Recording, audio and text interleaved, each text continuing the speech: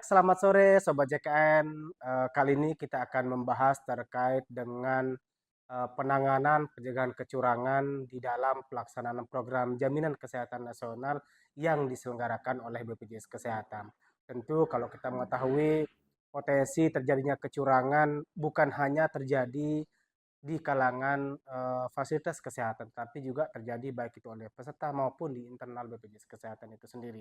Makanya pada kesempatan sore hari ini kita akan mengulik nih gimana sih kiat-kiatnya teman-teman khususnya di bagian penjaminan manfaat dan utilisasi terkait dengan penanganan pencegahan kecurangan. Khususnya kali ini kita akan membahas penanganan kecurangan, potensi penanganan kecurangan di fasilitas kesehatan. Bersama saya Ilham.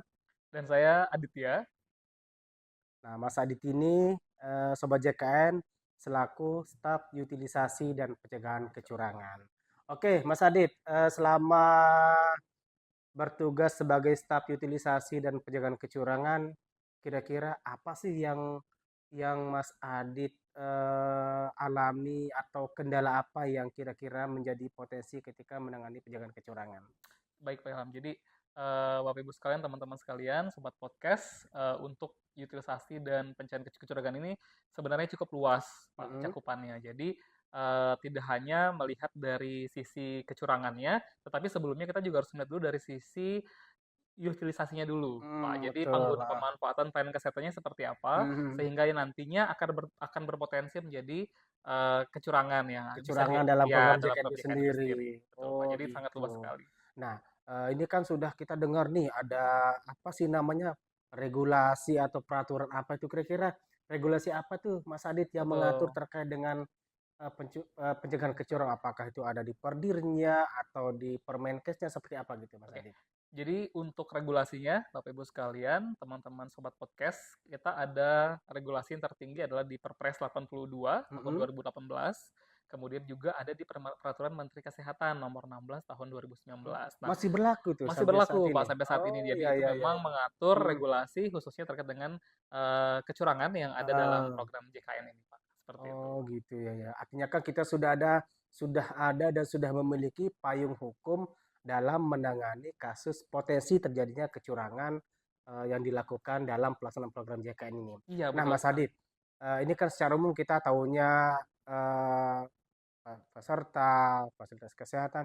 Kira-kira siapa saja sih unsur-unsur yang bisa berpotensi terjadi kecurangan dalam pelaksanaan program JKN ini? Baik.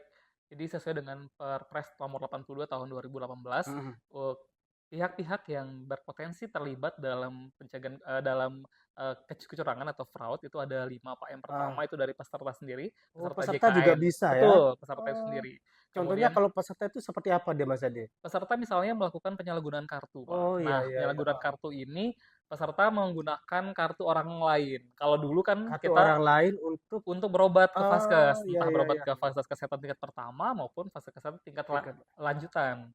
Jadi kalau dulu kita kan masih belum NIK Pak ya, based on heeh, NIK. Nah, kalau sekarang kan rasanya akan apa namanya, sedikit tidak jarang begitu Pak, tapi jarang. potensi ini ada gitu Ada Pak. ya, karena kan dulu memang kalau kita lihat di kartu KIS itu kan masih tercantum Tanpa tanpa NIK, NIK gitu, betul. sehingga Jadi menjadi orang potensi betul peserta Pak. untuk ini ya, Pesertanya kemungkinan bisa menyalahgunakan. namanya sama, kemudian menggunakan Betul. kartu itu ke rumah Nah, sakit. selain peserta tadi siapa Selain lagi, peserta Mas yang Ade? kedua itu bisa jadi dari Vaskes Pak, dari fasilitas kesehatan itu tersendiri. Mhm. Bisa dari Vaskes FKTP maupun dari FKRTL. Jadi tindak-tindak kecurangan yang dilakukan di rumah sakit maupun di puskesmas Pak, di Nah, FKTP. prosentase terbanyak itu terjadinya di mana? Di segi peserta atau dari segi paskesnya? Sejauh ini kalau kita melihat dari kantor cabang Bima, Heeh, Bapak itu sendiri kita melihat saat ini masih potensinya terbesar masih di Vaskes di Pak, di paskes, heeh. Vaskes.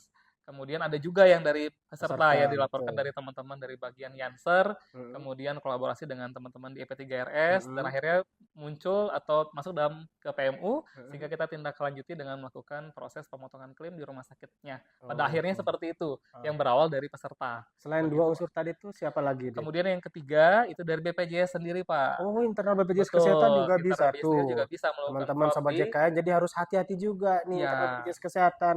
Jangan karena kita sebagai duta BPJS Kesehatan, kita merasa bahwa kita di sini tidak ada terjadi potensi kecurangan. Ternyata unsur yang terlibat ada juga dari kalangan internal BPJS BPJS Kesehatan. Kesehatan.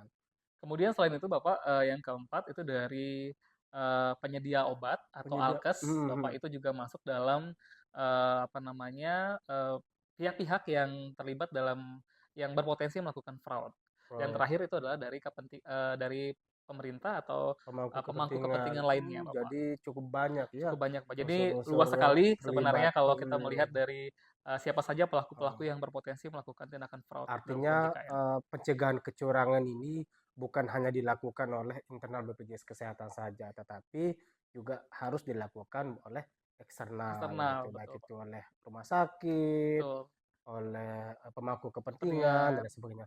Nah, kira-kira kalau dari pemangku kepentingan atau fasilitas kesehatan, mereka dalam proses penanganan pencegahan kecurangan dalam bentuk apa yang mereka lakukan? Kalau di fasilitas kesehatan, kita mengenal, utamanya di rumah sakit, Mhm, di FKRTL itu ada beberapa Pak, macam-macam, mhm. jenisnya. Jenis fraud-nya yang pertama, misalnya melakukan phantom billing, Phantom Pak. Phantom billing, billing itu artinya, klaim yang fiktif, sebenarnya tidak tidak ada ada pesertanya, pelayanan tidak tapi ada pelayannya, diajukan tapi gitu ya? diajukan. Jadi dibuat seolah-olah, ada pasiennya, padahal sebenarnya Heeh, pasiennya nggak ada, Pak. Jadi dibuatlah, phantom billing gitu, Pak. Seperti itu. Jadi nah klaim palsu sebenarnya yang nah, diajukan ke kita, ke BPJS nah itu Kesehatan. kan sudah kita bisa deteksi nih Ya, terkait dengan, apa namanya, jenis kecurangan yang terjadi di, fasilitas kesehatan. Nanti tindak lanjutnya seperti apa nih dari BPJS Kesehatan atau dari rumah sakitnya seperti ya. apa? Sebelumnya sebenarnya Bapak di rumah sakit sendiri di FKRTL itu Heeh. sebenarnya sudah dibentuk. Oh Sudah ada ada tim pencegahan kecurangannya oh sebenarnya. iya Jadi iya iya, setiap heeh, klaim yang diajukan ke BPJS Kesehatan mhm, itu sudah melalui proses verifikasi oleh verifikasi internal rumah sakit heeh, dan diketahui oleh tim pencegahan kecurangannya kecurangan, sehingga meminimalisir mmm. terjadinya fraud ini Pak Fraud ini. gitu ketika diajukan ke Artinya mereka BPJS. sudah melakukan deteksi di awal Iya, juga ya, deteksi di sebelum awal. mereka ngajukan ke Betul. BPJS Tapi selain itu Kesehatan. kan kita juga ada punya layer-layer ya Pak ya, jadi untuk Ah, melakukan verifikasi itu oke, gitu. Dit. Nah, ini kan rumah sakit mengajukan klaim nih. Yang Mas Adit lakukan dalam proses pendeteksian terjadinya potensi kecurangan selama ini seperti apa? Apakah itu dalam bentuk hanya sekedar ngecek berkas saja atau ada Baik, tools atau alat apa yang digunakan baik. oleh Mas Adit dalam proses penanganan untuk mengecek Kecurangan. terjadinya potensi kecurangan ini? Salah satunya Bapak untuk melihat potensi kecurangan di rumah sakit Hmm, itu pertama kita melihat dari data. mm-mm, Jadi kita berangkatnya semua based on data. Nah, data ini kita lihat juga ada data-data anomali mm-mm, atau data-data yang outliers, Pak. Jadi data-data yang memang tidak seharusnya ada atau memang sangat jomplang, Pak. jomplang, Misalnya contoh bulan betul. ini pengajuan klaimnya cuma 5 misalnya Pak atau 10 jumlah rawat inapnya. Mm-mm. Ternyata di bulan besoknya ternyata sudah 30. Kemudian bulan berikutnya naik semakin Naik, naik. Nah, ini kan jadi Pak akan kelihatan anomali ini kalau ya. iya jadi kalau kita Dari lihat dari grafiknya trennya, kelihatan meningkat gitu betul, ya. trennya meningkat tuh, Pak. Nah, Hmm, kita perlu cek di situ, cek Pak. bener nggak Benar seperti ini? tidak gitu. Oh, Kalau oke. misalnya memang sudah sesuai tidak masalah sebenarnya, tapi kalau terlalu jomplang, tidak terlalu anomali, nah kita itu harus cek dulu, Pak, Oh, berarti gitu. ini Sobat Seperti apa JKN, gitu. Mas Adi sudah expert ini dalam penanganan pencegahan kecurangan. Ya, artinya tadi tuh, jadi sudah banyak sekali potensi-potensi yang memang akan menjurus ke terjadinya kecurangan, Ya, betul, terutama Pak. yang di fasilitas kesehatan. Nah, selain deteksi yang tadi, yang Mas Adi Dari lakukan baik seperti dari apa? data, setelah Hmm, kita temukan data yang anomali dan outliers, kita harus melakukan pengecekan berkas.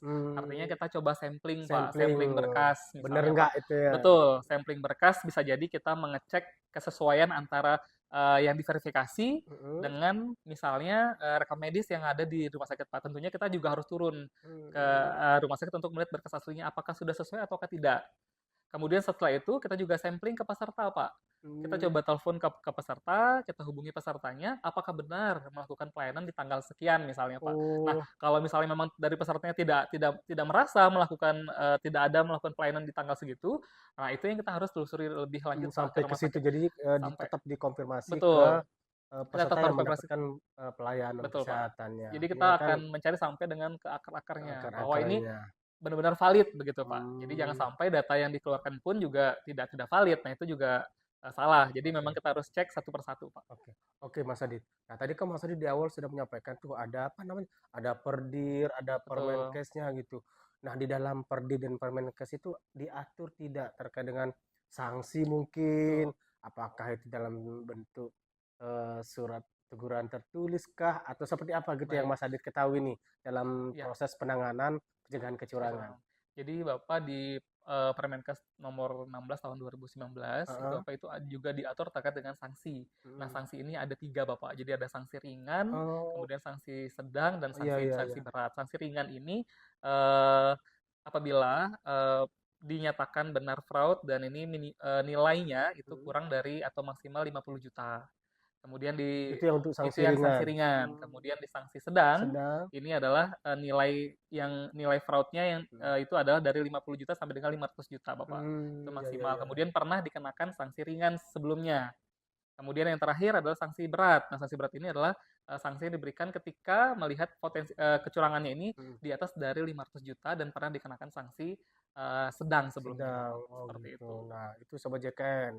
Jadi hati-hati terkait dengan potensi kecurangan di dalam pelaksanaan program JKN ini.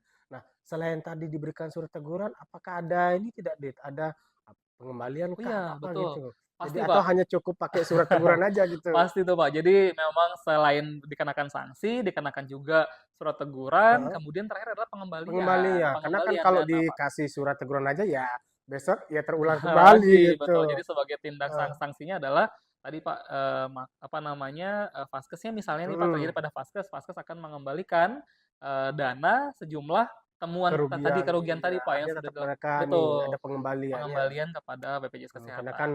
dana JK-nya kan dana rakyat Betul, gitu yang dana harus yang kita kelola dana bersama, peserta dana gitu. peserta kan, Pak. Jadi Mhm. memang Ini kan dana amanah yang harus iya, kita jaga betul, bersama jaga gitu. bersama. Harusnya Jangan tidak sampai nanti terjadi gitu dana kan. ini tidak sesuai dengan Ya, peruntukannya.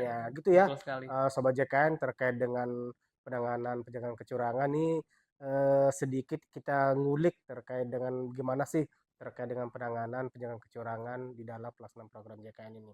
Semoga apa yang kami diskusikan ini bisa bermanfaat buat kita semua, lebih-lebih nanti khususnya buat teman-teman atau yang memberikan pelayanan di fasilitas kesehatan. Oke Mas Adi, tadi kan sudah banyak nih kita kupas dari awal regulasi, peraturan, payung hukum segala macam.